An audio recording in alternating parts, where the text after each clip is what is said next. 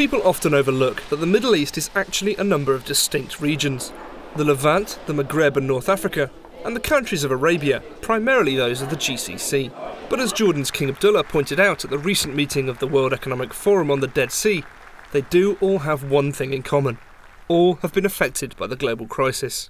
Challenging economic times call upon us to focus more clearly than ever on the essentials, the investments and opportunities that will build economic resilience as well as meet our people's needs. The IMF still expects this year's average growth across the entire Middle East to be around 2.5%. Growth in the region is coming down from 2008, but both the oil exporters and the oil importers are doing better than many other parts of the world.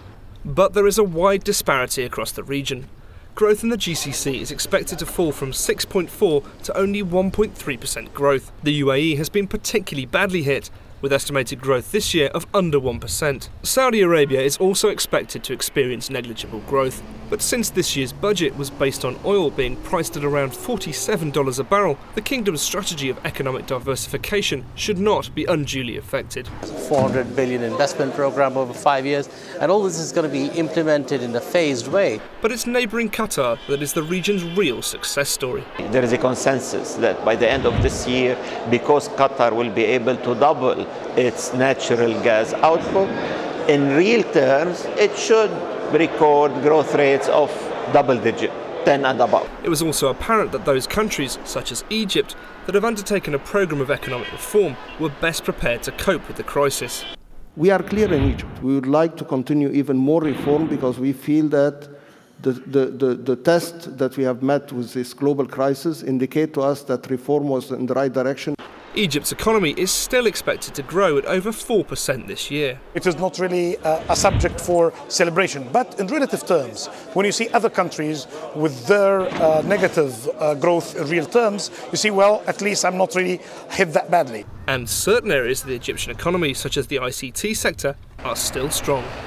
That quarter have seen growth of 15%.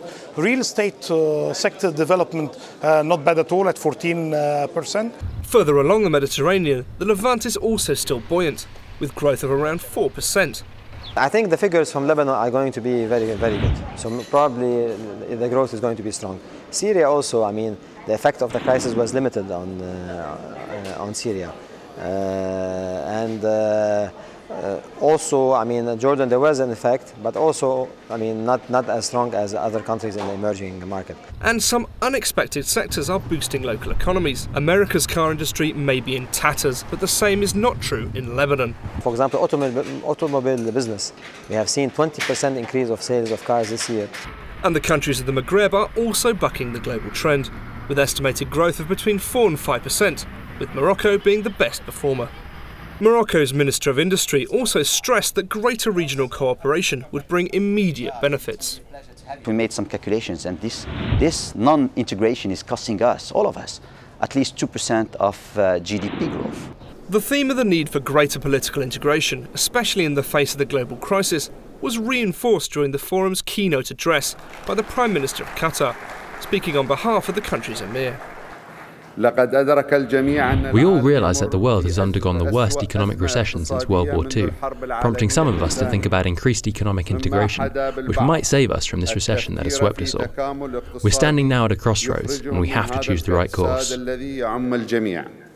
Another trend discussed at the meeting were the growing links between the region and what many believe will be the world's next economic superpower, China. We're seeing a lot of Chinese companies opening up, not only in the Middle East but also in Africa, and they're quite diverse as well. It's everything from oil companies to construction companies. It's a relationship that should also benefit those Central Asian countries located on the modern-day incarnation of the historic Silk Road, especially ones that share a common religious heritage with the Middle East. We are in the center of Silk Road with a better historic understanding of the intersection of civilizations. Central Asia and the Middle East have a lot of in common in historical heritage.